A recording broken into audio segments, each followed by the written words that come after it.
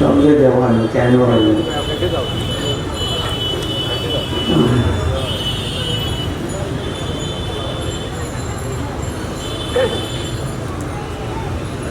আলহামদুলিল্লাহ আলহামদুলিল্লাহ জাল্লা মাজদুহু আযযা ফাদাহু تقدست أسماؤه تعالت صفاته تواترت آلاؤه توافرت نعماؤه الذي خلق الإنسان فطر الجان بعظيم منته نزل القرآن جعله بين الحق والباطل الفرقان ورفع السماوات بغير عمد ترونها بسط الأرض نصب الجبال خلق البر فجر البحر بعظيم قدرته نور الشمس والقمر أنطق الشجر والحجر سبحانه ما أعظم شانه لا يحد ولا يتصور خلق العلم خلق الجهل خلق الحق خلق الباطل خلق العلو وخلق الصفر خلق اليوم خلق الليل خلق النور خلق الظلم خلق السعادة خلق الشقاوة خلق الحياة خلق الموت خلق الأبدان خلق كل شيء نشهد أنه لا إله إلا هو وحده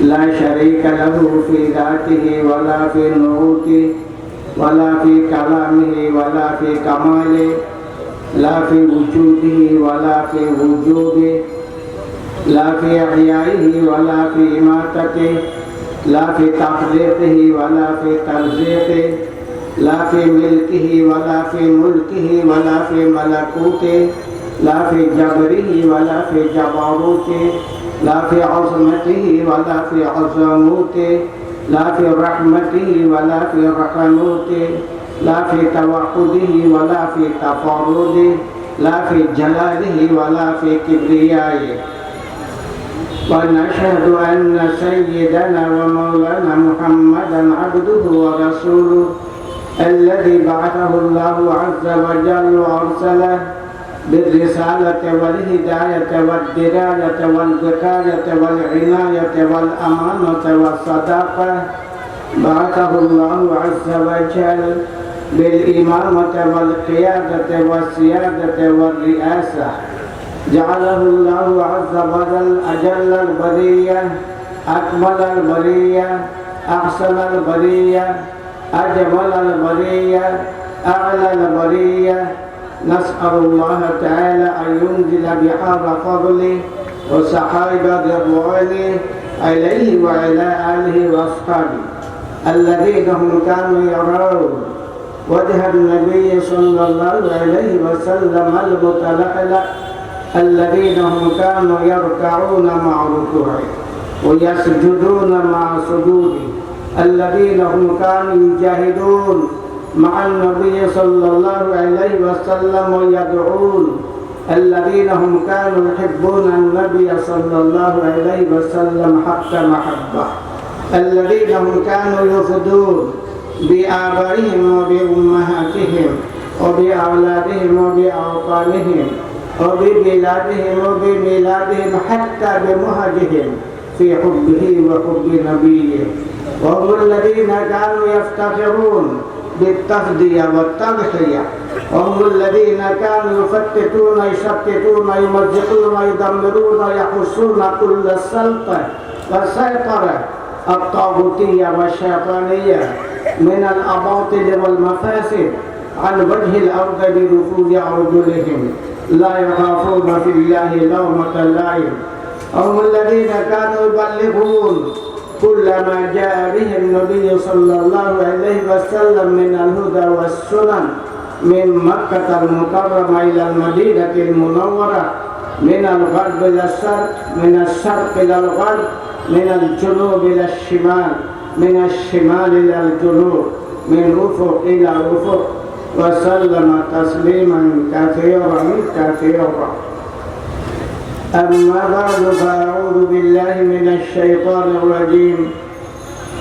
بسم الله الرحمن الرحيم. إنما المؤمنون الذين إذا ذكر الله وجلت قلوبهم وإذا تليت عليهم آياته زادتهم إيمانا وعلى ربهم يتوكلون. صدق الله العظيم.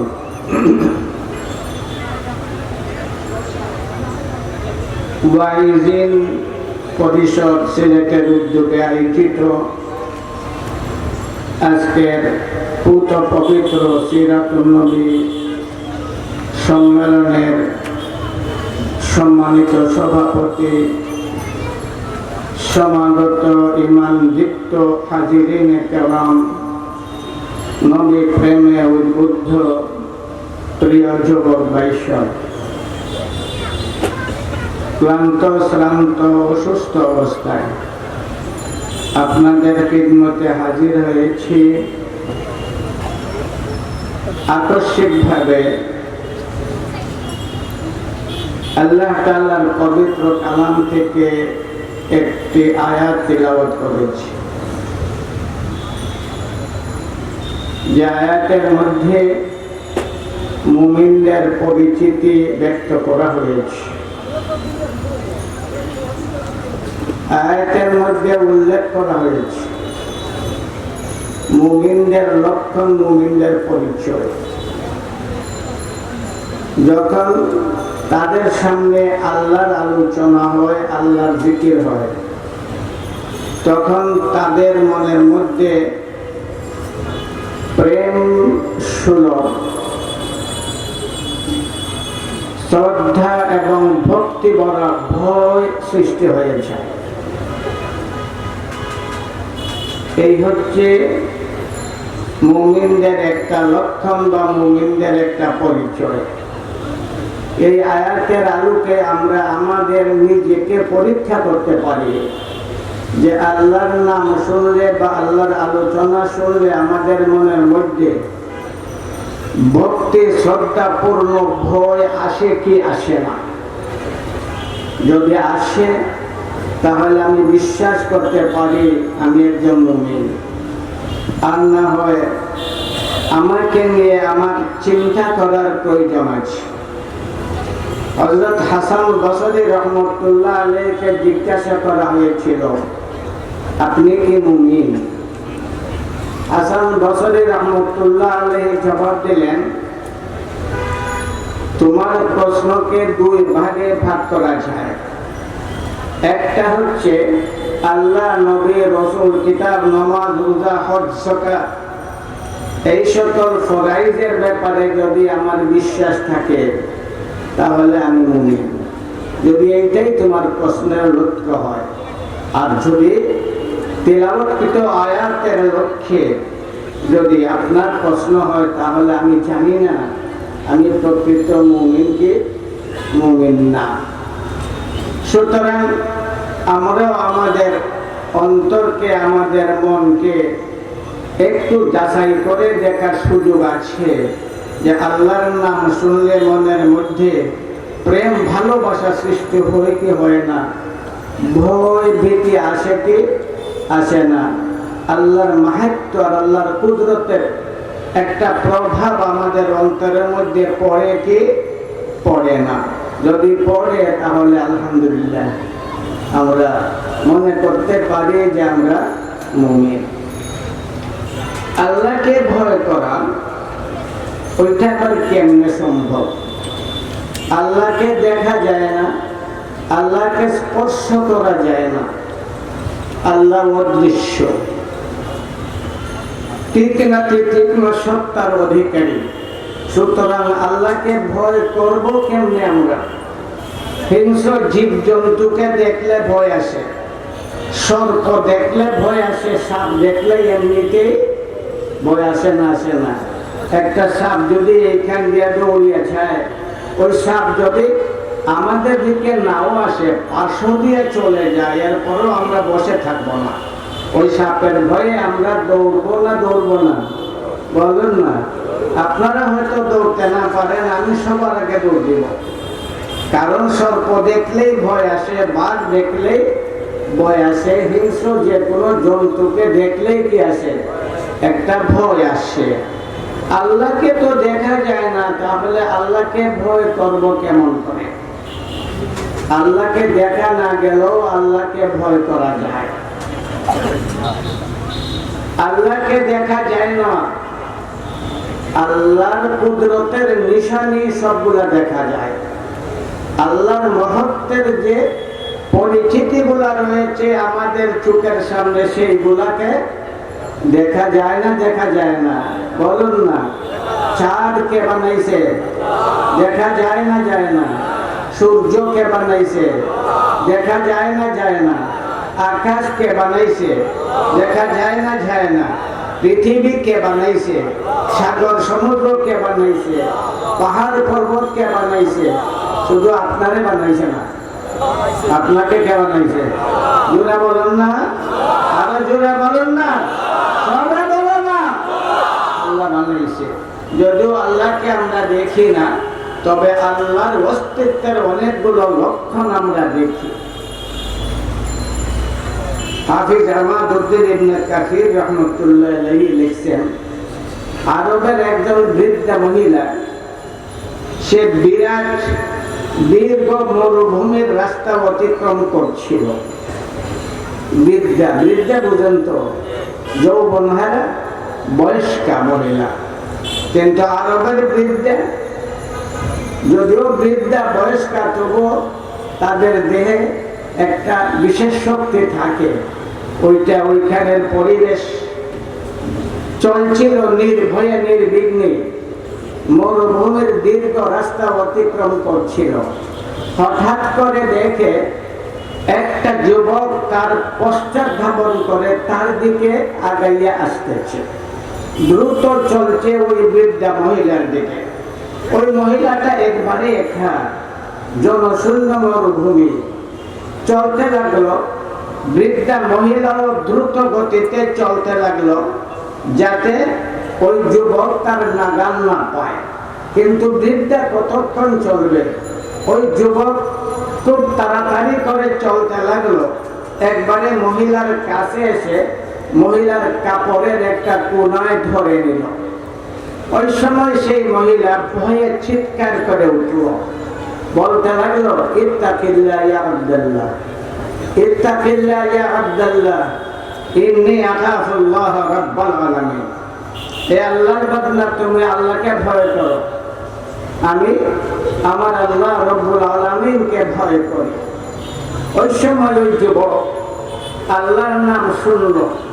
ওই বৃদ্ধা মহিলাকে বলতে লাগলো, জিজ্ঞেস করতে লাগলো, হে বৃদ্ধা, তুমি যে নামটি নিলে এবং যার ব্যাপারে তুমি রব্বুল আলামিন হওয়ার ঘোষণা দিলে, তুমি আল্লাহ বললে, ওই আল্লাহকে তুমি কি কোনোদিন দেখেছ? বৃদ্ধা সরল সোজা অশিক্ষিতা গ্রামীণ একটা মহিলা জবাব দিল, না, আমি আল্লাহকে দেখিনি। আল্লাহকে দেখা যায় না। বলুন না, আল্লাহকে দেখা যায় না। লা তুদরিকুল আবসার ওয়া হুয়া ইউদরিকুল আবসার ওয়া হুয়াল লাতীফুল খাবীর। আল্লাহকে দেখা যায় না, আমি দেখবো কেমন করে? ওই সময় সে যুবক বলে উঠল, যাকে দেখা যায় না তাকে মানা যায় না, যাকে দেখা যায় না তাকে বিশ্বাস করা যায় না। সুতরাং আল্লাহ নাই, কেন তুমি আল্লাহ বললে? দেখা যায় না মানলে কেমন করে?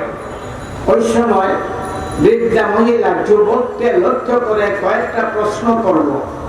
এই যুবক, এই মরুভূমির রাস্তা দিয়ে যদি মানুষ চলে অথবা অন্য কোনো জীবজন্তু চলে, তুমি দেখো না, এরপরও যে জীবটা চললো বা যে মানুষটা চললো, তার পায়ের চিহ্ন ওই বালির মধ্যে বসবে না বসবে না? বলুন না, পায়ের চিহ্ন থাকবে না থাকবে না? জিজ্ঞেস করতে লাগলো, এই যুবক, যদি তুমি ওই মরুভূমি দিয়ে যা চললো তাকে তুমি দেখলে না, কিন্তু তার পায়ের চিহ্ন রয়ে গেল, তুমি কি বলতে পারবে ওই রাস্তা দিয়ে কোন জন্তু চলেছে? বলতে লাগলো, হ্যাঁ জবাব আমি বলতে পারবো। কেমনে বলবে? তুমি যে দেখো নাই বলবে কেমনে? তুমি যা দেখো না তা মানো না, তাহলে বলবে কেমনে? সে জবাব দিল, তার পায়ের চিহ্নের দ্বারা আমি প্রমাণ করতে পারবো ওই রাস্তা দিয়ে কোন জন্তু গেছে। মানুষের পায়ের চিহ্ন এক ধরনের, হাতির পায়ের চিহ্ন আরেক ধরনের, গরু ছাগলের পায়ের চিহ্ন আরেক ধরনের। সুতরাং ওই পায়ের চিহ্ন প্রমাণ করবে যাত্রী মানুষ নাকি অন্য জন্তু। প্রমাণ করবে না করবে না? বলতে লাগলো, যদি আমি তোমার এই যুক্তি গ্রহণ না করি, আমি মানি না, তাহলে তুমি আমাকে কি বলবে? সে বললো, তোমাকে বলবো আমি তুমি একবারে অজ্ঞ, একবারে জাহিল। ওই মহিলা আবার প্রশ্ন করে বসলো, অশিক্ষিতা মহিলা কিন্তু আরবে, বয়স্কা বৃদ্ধা মহিলা আবার প্রশ্ন করে বসলো, এই যুবক, যদি পায়ের চিহ্ন না দেখা যায়, মরুভূমির মধ্যে পায়ের চিহ্ন বেশিক্ষণ থাকে না, একটু বাতাস চললে ওই চিহ্ন মিশে যায়, মিলে যায়, তখন তুমি কি করে বুঝবে কোন জন্তু অথবা মানুষ কি ওই রাস্তা দিয়ে গিয়েছে? তখন সে বলল, তখন আমি সন্ধান করব তার মলমূত্র এখানে আছে কি নেই। গরু ছাগলের মলমূত্র এক ধরনের, মানুষের আরেক ধরনের, হাতির এক ধরনের, ঘোড়ার এক ধরনের। এই ধরনের জীব জন্তুর মলমূত্রের মাঝে বেশ কম আছে না নেই? বলুন না, বেশ কম আছে। সেই যুবক বলতে লাগলো, আমি তার মল দ্বারা প্রমাণ করে দিব ওই রাস্তা দিয়ে কোন জন্তু গেছে। যদি গরু ছাগল হয়, তার মলমূত্রের দ্বারা তার প্রমাণ প্রতিষ্ঠিত হবে। যদি হাতি ঘোড়া হয়, তাহলে তার প্রমাণ পাওয়া যাবে। সুতরাং তার মলমূত্রের দ্বারা আমি প্রমাণ করতে পারবো যে ওই রাস্তা দিয়ে ওই জন্তু গেছে। আবার মহিলা জিজ্ঞেস করলো, যদি তোমার কথা আমি না মানি, তাহলে তুমি কি মনে করবে? জবাব দিল, তুমি একটা অজ্ঞ, তুমি একটা বোকা, আমি তাই মনে করবো। ওই সময় বৃদ্ধা মহিলা বলে উঠলো, এই যুবক, আল বারু ইয়াদুল্লু আলাল বাঈদ ওয়া আহারুল আকদাম তাদুল্লু আলাল মাসির ওয়াল আরদু যাতু ফিজাজ ওয়াল বিহারু যাতু আমওয়াজ ওয়াস সামাউ যাতুল আবরার কাইফা লা তাদুল্লু আলাল লাতীফিল খাবীর। এই যুবক, এই বিরাট পথ বিশিষ্ট পৃথিবী, এই বিরাট তরঙ্গ বিশিষ্ট আকাশ, এই বিরাট বিরাট কক্ষ বিশিষ্ট আকাশ, এই বিরাট বিরাট সাগর সমুদ্র, ওইগুলা কি আল্লাহর অস্তিত্বের প্রমাণ করে না? ওই সময় যুবক ওই বৃদ্ধা মহিলার পায়ে পড়ে গেল, বলতে লাগলো, মা গো, আমি শুধু যুবক নই, আমি একজন দার্শনিক। দর্শনের মধ্যে আমি আমার জীবন কাটিয়ে দিলাম, কিন্তু আমি আমার স্রষ্টার সন্ধান পাইলাম না। এই বৃদ্ধা মহিলা, তোমার কথা থেকে আমি আমার খালিকার মালিকের অস্তিত্বের প্রমাণ পেয়ে গেলাম। আমি তোমার কলিমা পড়ে মুসলমান হয়ে গেলাম। আল্লাহ আছেন না নাই? জোরে বলো না, জোরে বলো না, আবার জোরে বলো না। আল্লাহ আছেন, আমরা জানি, আমাদের বিশ্বাস আল্লাহ আছেন। এই পৃথিবী তার অস্তিত্বের প্রমাণ, আকাশ চাঁদ সূর্য তার অস্তিত্বের প্রমাণ, এই সকল সৃষ্টি তার অস্তিত্বের প্রমাণ। সুতরাং আল্লাহ আছেন, একজন মানুষ আছে, বিজ্ঞানী প্রমাণ আছে। হযরত আমর ইবনে আস মিশর বিজয়ী, হযরত আমর ইবনে আস রাদিয়াল্লাহু তাআলা আনহু নবী করিম সাল্লাল্লাহু আলাইহি ওয়াসাল্লামকে বললেন, উবসুত ইয়ামিনাকা ইয়া রাসূলুল্লাহ লিউবায়াক, উবসুত ইয়ামিনাকা ইয়া রাসূলুল্লাহ লিউবায়াক। ওহে আল্লাহর রাসূল, আপনার হাত বাড়ান, আমি আপনার কাছে মুরিদ হয়ে যাব। নবী করিম সাল্লাল্লাহু আলাইহি ওয়াসাল্লাম হাত বাড়াইলেন। হযরত আমর ইবনে আস তার নিজের হাত টেনে নিয়ে গেলেন। আমার নবী হতবাক, জিজ্ঞাসা করলেন, কি ব্যাপার? ইয়া আমর, কি ব্যাপার? তুমি বললে হাত বাড়ানোর জন্য, আমি যখন হাত বাড়ালাম তুমি তোমার হাত টেনে নিলে, কি ব্যাপার? বলতে লাগলেন আমর ইবনে আস, উরিদু আন আশতারিতা ইয়া রাসূলুল্লাহ, আমি চাই শর্ত আরোপ করব। ওই শর্ত যদি পূরণ হয় তাহলে আপনার কাছে মুরিদ হব, আর যদি শর্ত পূরণ না হয় তাহলে মুরিদ হব না। হযরতে রাসূল করিম সাল্লাল্লাহু আলাইহি ওয়াসাল্লাম আমর ইবনে আস রাদিয়াল্লাহু তাআলা আনহুকে জিজ্ঞাসা করলেন, মাযা তাস্তাবিতি আমর, হে আমর তুমি কি শর্ত আরোপ করতে চাও?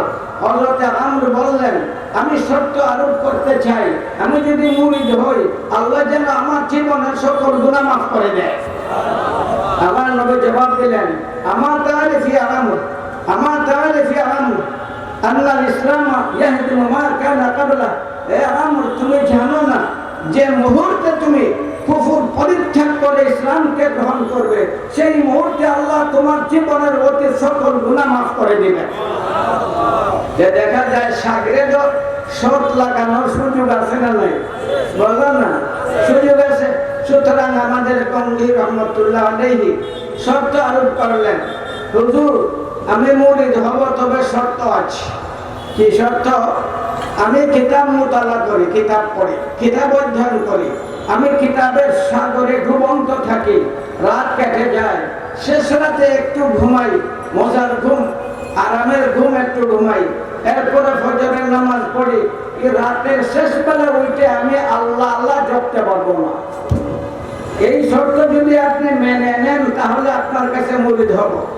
হাজী ইমদাদুল্লাহ মুহাজিরে মক্কি রহমতুল্লাহ আলাইহি জবাবে বললেন, ঠিক আছে তোমার শর্ত আমি মেনে নিলাম। মুরিদ হয়ে গেলেন। রাতের শেষ বেলা হাজী ইমদাদুল্লাহ মুহাজিরে মক্কি রহমতুল্লাহ আলাইহি তাহাজ্জুদের নামাজ পড়লেন, জিকির শুরু করে দিলেন, আল্লাহর নাম জপতে লাগলেন, আল্লাহু আল্লাহ আল্লাহু আল্লাহ আল্লাহু আল্লাহ আল্লাহু আল্লাহ। হাজী ইমদাদুল্লাহ মুহাজিরে মক্কি রহমতুল্লাহ আলাইহি যখন জিকির শুরু করে দিলেন, আল্লাহর নাম জপতে ছিলেন। কার নাম?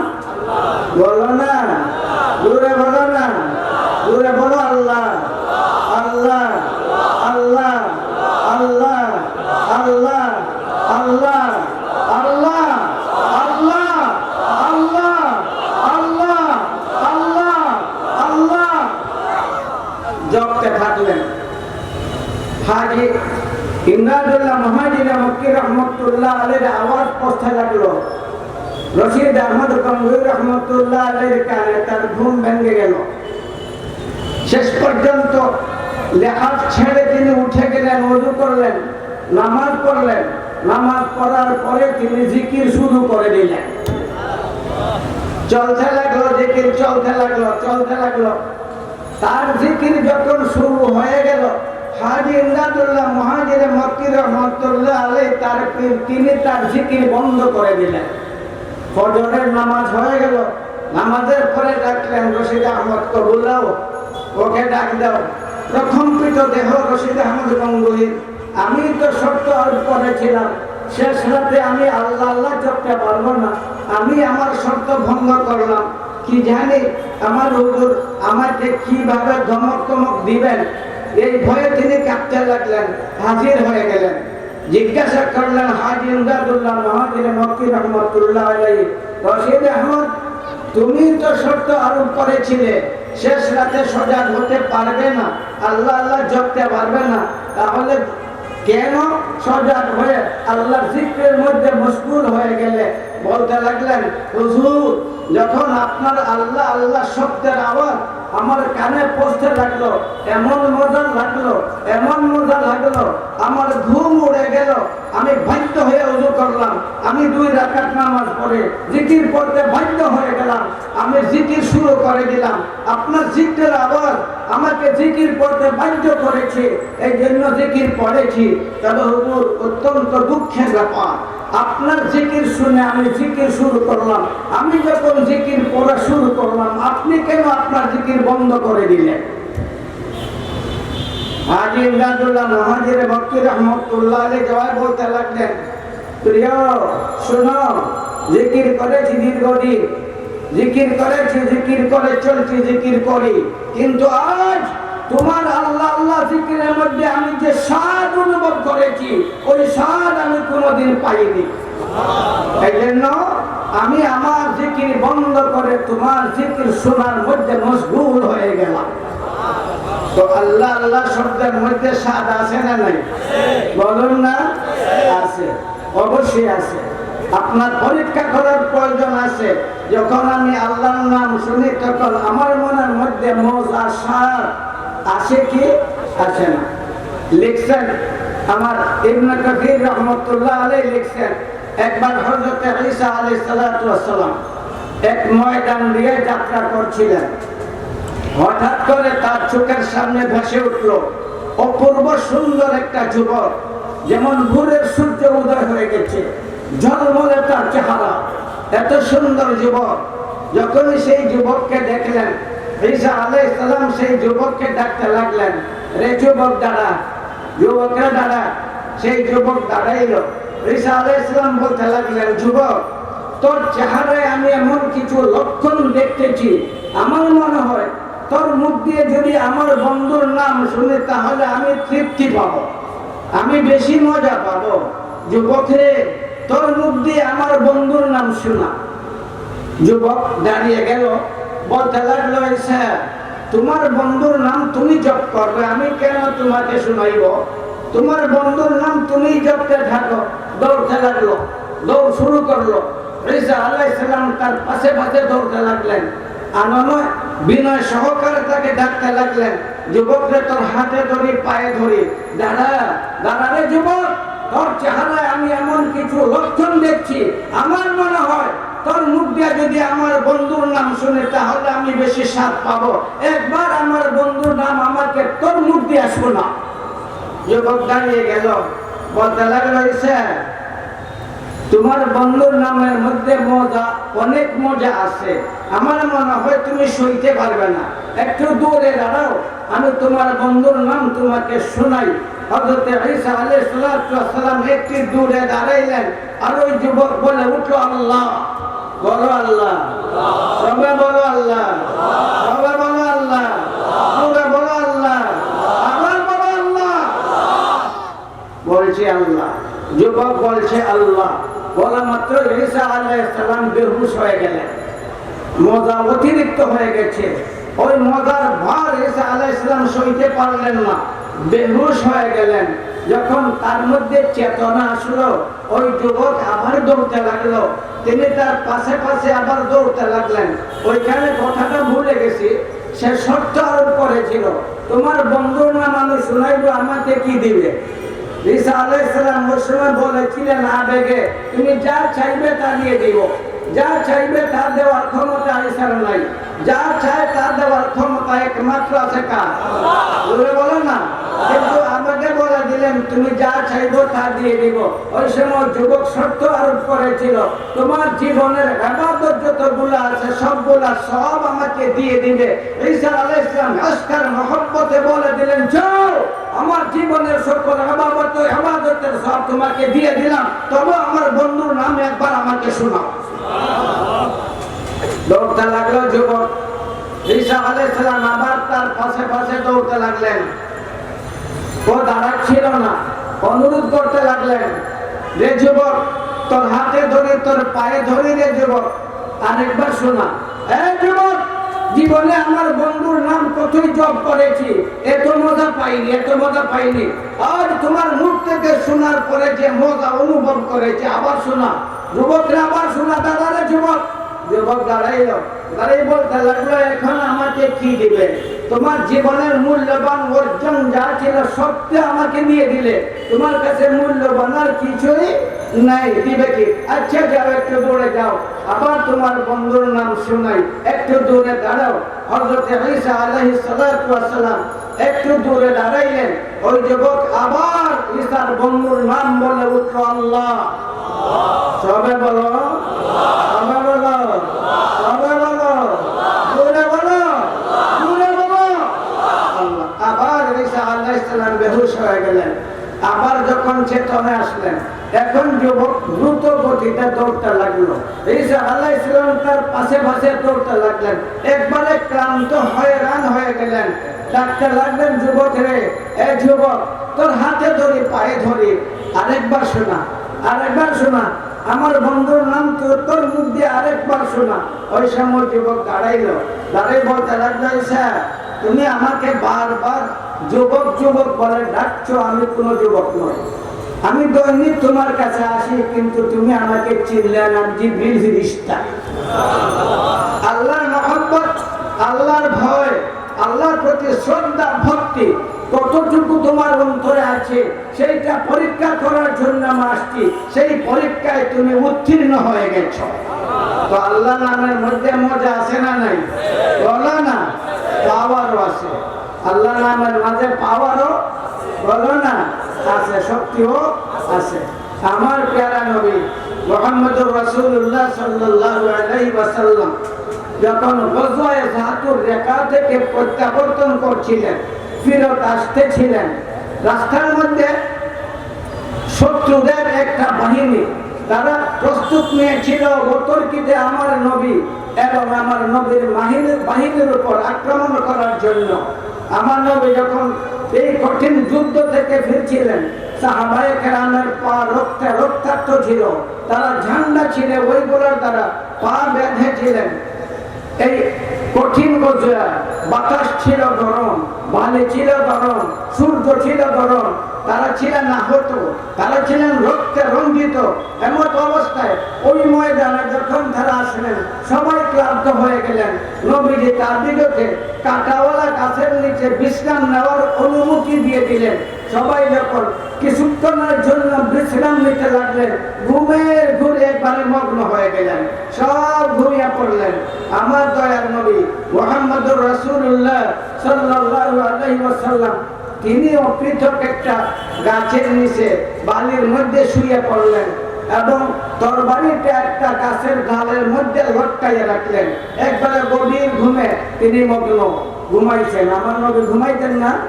বলো না, ঘুমাইতেন না? ঘুমাইতেন না? আমার নবী ঘুমাইতেন না? ঘুমাইতেন না? আমার নবী ঘুমাইতেন। আমার নবী কোনো ফেরেশতা ছিলেন না। ফেরেশতারা ঘুমায় না? ফেরেশতা ঘুমায়? বলো না, ফেরেশতা ঘুমায়? ফেরেশতা ঘুম আছে, ঘুমের প্রয়োজন আছে না? ফেরেশতা ঘুমায় না, মানুষ ঘুমায়। আমার নবী মানুষ ছিলেন, ফেরেশতা ছিলেন না।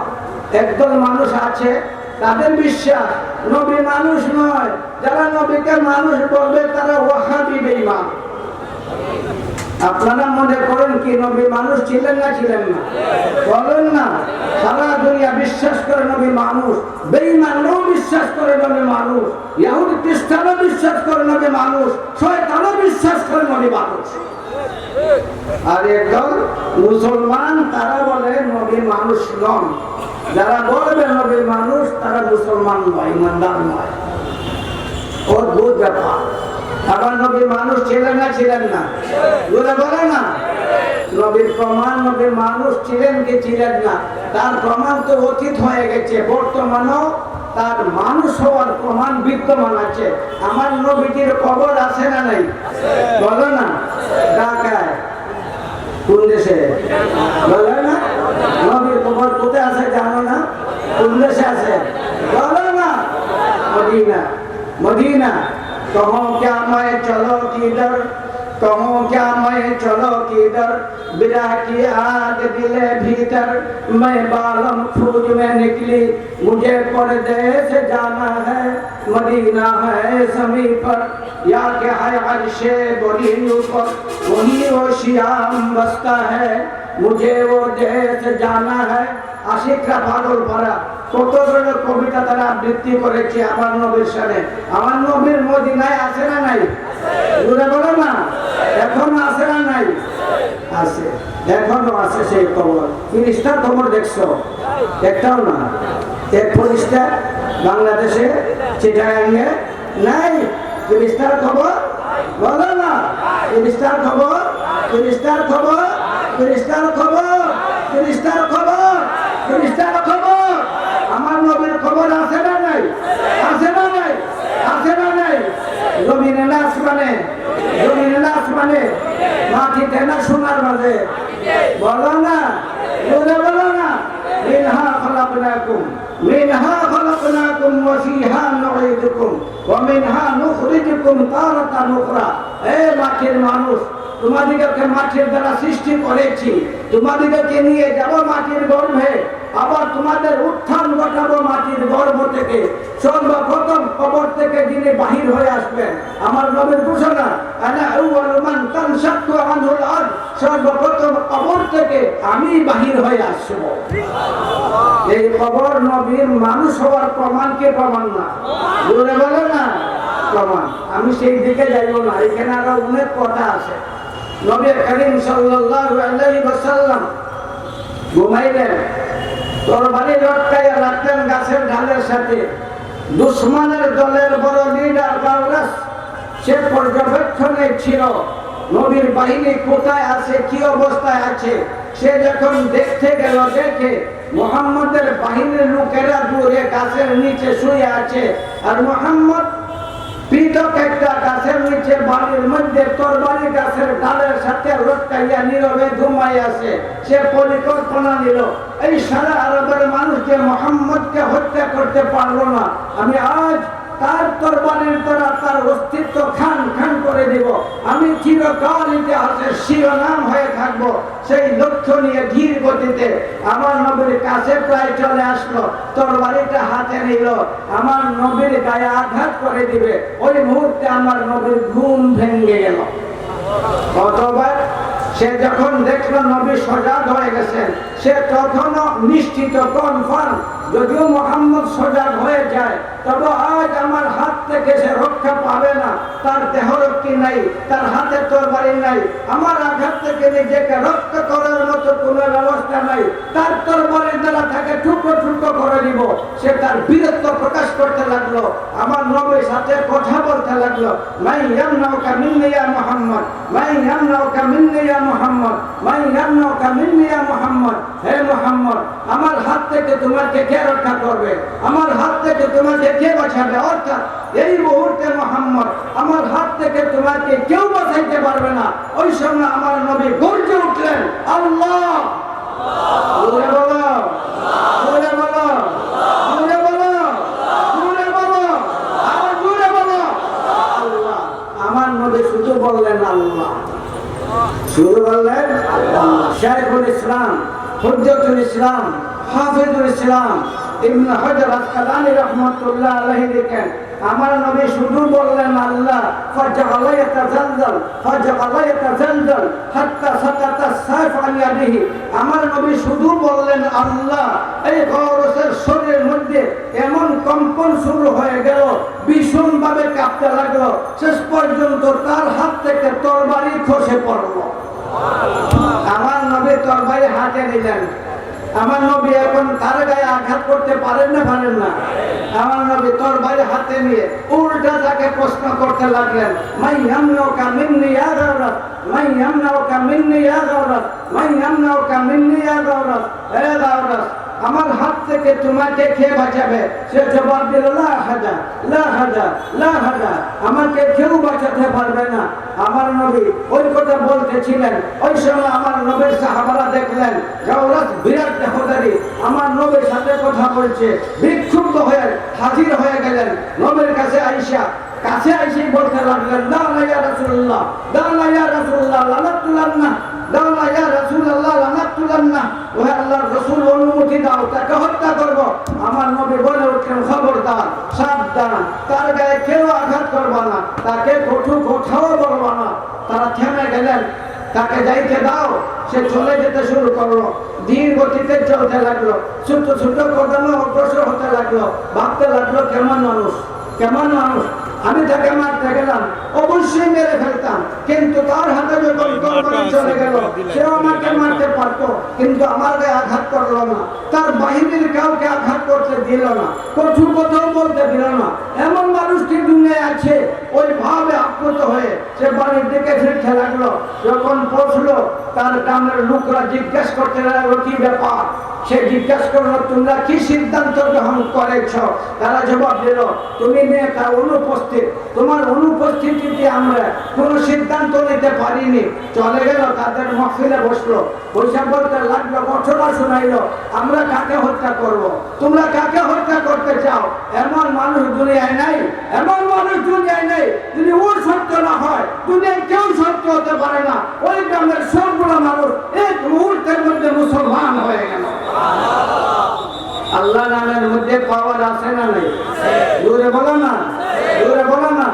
ইন্নামাল মুমিনুনা আল্লাযীনা ইযা যুকিরাল্লাহ ওয়াজিলাত কুলুবুহুম ওয়া ইযা তুলিয়াত আলাইহিম আয়াতুহু যাদাতুহুম ঈমানা ওয়া আলা রাব্বিহিম ইয়াতাওয়াক্কালুন। সুতরাং আল্লাহর নাম জপ করার মাঝে বরকত আছে, ফজিলত আছে, মর্তবা আছে, সওয়াব আছে না নাই? বলো না, আছে। জপবা তো, আল্লাহর নাম জপবা তো, আল্লাহর নাম জপবা তো। এখন আরেকটা কথা বললেই আমি আমার কথা শেষ করব। আমি এমনিতেই ক্লান্ত, অসুস্থ। আমার নবীর একটা হাদিস আছে, সেই হাদিসের মাঝে আছে দুইটা হাদিস। মান কানা আখিরু কালামি লা ইলাহা ইল্লাল্লাহ দাখালাল জান্নাহ।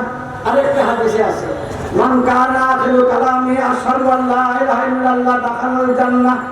একটার মধ্যে আশহাদু আল্লা ইলাহা ইল্লাল্লাহ যার আখেরি কালাম হবে সে জান্নাতি।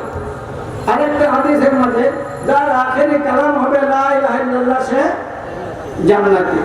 আশহাদু আল্লা ইলাহা ইল্লাল্লাহ লা ইলাহা ইল্লাল্লাহ আখেরি কালাম হলে জান্নাতি, এটা নবীর হাদিস।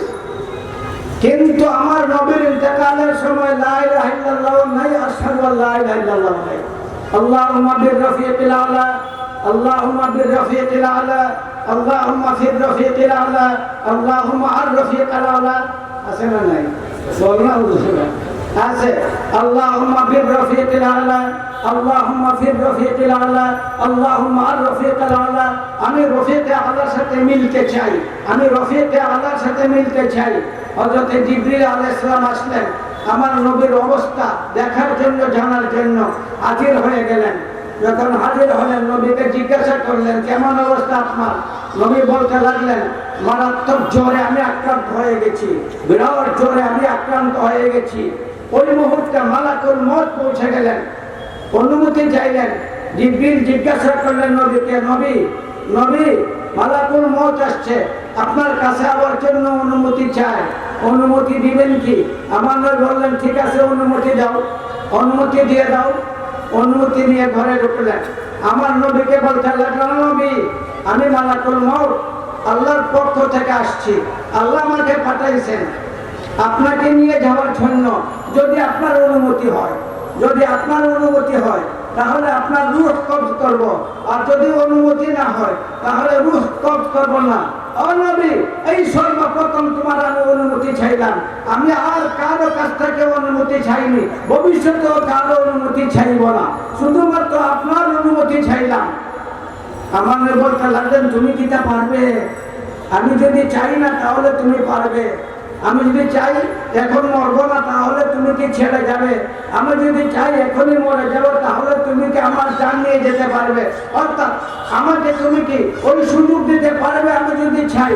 বলতে লাগলেন মালাকুল মউত ইয়া রাসূলুল্লাহ আল্লাহ আমাকে এমনিতেই বলে দিয়েছেন আপনার কাছ থেকে অনুমতি নেব, যদি অনুমতি দাও তাহলে আপনার রূহ কবজ করব, যদি অনুমতি দাও না তাহলে আপনার রূহ কবজ করব না।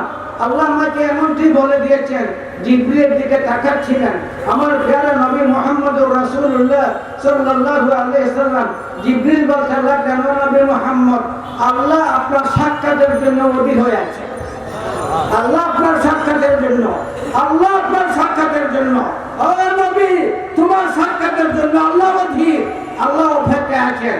ওই কথা শুনেই আমার নবী মালাকুল মউতকে অনুমতি দিয়ে দিলেন আমি আল্লাহর সাক্ষাতে যেতে চাই। আল্লাহুম্মা বির-রফিকিল আলা, আল্লাহুম্মা ফির-রফিকিল আলা, আল্লাহুম্মা আর-রফিকিল আলা। মা আয়েশা সিদ্দিকা রাদিয়াল্লাহু তাআলা আনহা বলেন আমি তার ওইগুলা শুনলাম, শুনে আমি বুঝতে পারলাম আমার নবী আর আমাদের কাছে থাকবেন না, চলে যাবেন। চলে গেলেন, নবীর হাতটা ঝুলাইয়া পড়লো। প্রশ্ন আসে আমার নবীর শেষ কলিমা লা ইলাহা ইল্লাল্লাহ নয়, আমার নবীর শেষ কলিমা আশহাদু আল্লা ইলাহা ইল্লাল্লাহ নয়। ওই হাদিসটা তো আমার নবীর, কিন্তু নবীর শেষ কলিমা আল্লাহুম্মা বির-রফিকিল আলা, আল্লাহুম্মা ফির-রফিকিল আলা। কলিমা শাহাদাত নয়, কলিমা তাইয়্যিবা নয়। তাহলে তার কথা আর তার নিজের আমলের মধ্যে পার্থক্য দেখা দিল। প্রশ্ন আসে না আসে না? বলো না, প্রশ্ন আসে। প্রশ্ন তেমন কঠিন নয়, একবারে সহজ প্রশ্ন। আশহাদু আল্লা ইলাহা ইল্লাল্লাহ থেকে আল্লাহ বাদ দেন, আল্লাহ ছাইড়া দাও, আল্লাহকে হযরত করে দাও। আশহাদু আল্লা ইলাহা থেকে আল্লাহ বাদ দাও, লা ইলাহা থেকে আল্লাহ বাদ দিয়ে দাও, তাহলে লা ইলাহা কলিমা তাওহীদ থাকবে। আল্লাহ বাদ দিলে কলিমা তাওহীদ থাকবে, আল্লাহ বাদ দিলে কলিমা শাহাদাত থাকবে। তাহলে দেখা যায় কলিমা তাইয়্যিবার আসল আল্লাহ। কলিমা তাইয়্যিবার আসল কি? বলো না, কলিমা তাইয়্যিবার আসল, কলিমা শাহাদাতের আসল আল্লাহ, আসল আল্লাহ।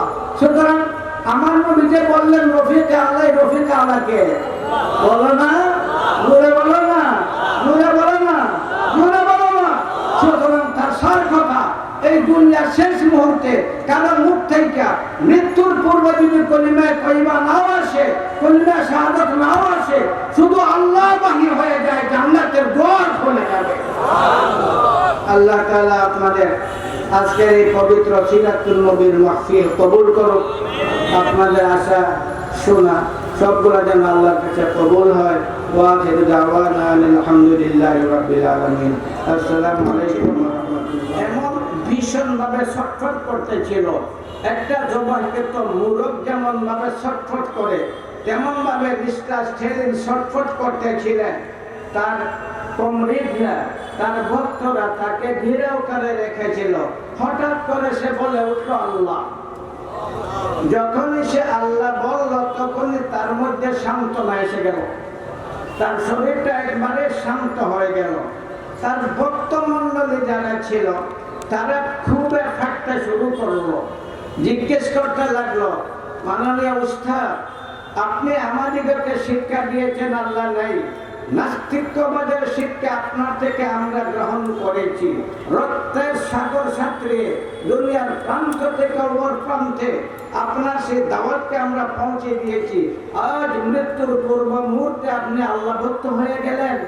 ওই সময় দুর্ভাগা স্টালিন জবাব দিল, না আমি আল্লাহ ভক্ত হই নাই, তবে শুনো, আমি মনে করি আকাশ ভেঙ্গে আমার বুকের উপর পড়ে গেছে।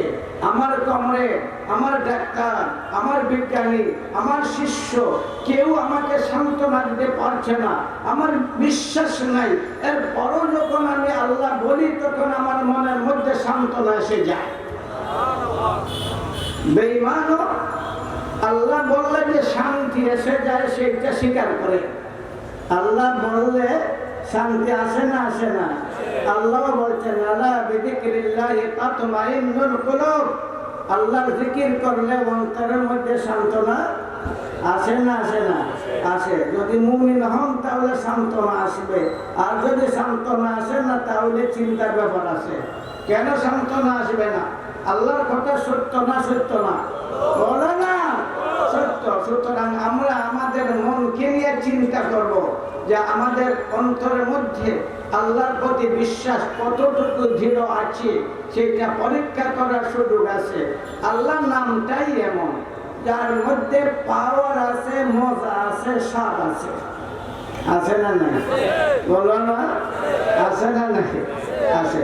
আমাদের বুজুর্গদের মধ্যে যদি আমরা দেখি তাহলে দেখি আমাদের রশিদ আহমদ গঙ্গুই রহমতুল্লাহ আলাইহি যখন আমাদের বুজুর্গ হাজী ইমদাদুল্লাহ মুহাজিরে মক্কি রহমতুল্লাহ আলাইহির কাছে গেলেন, বয়াত হওয়ার জন্য আবেদন জানাইলেন,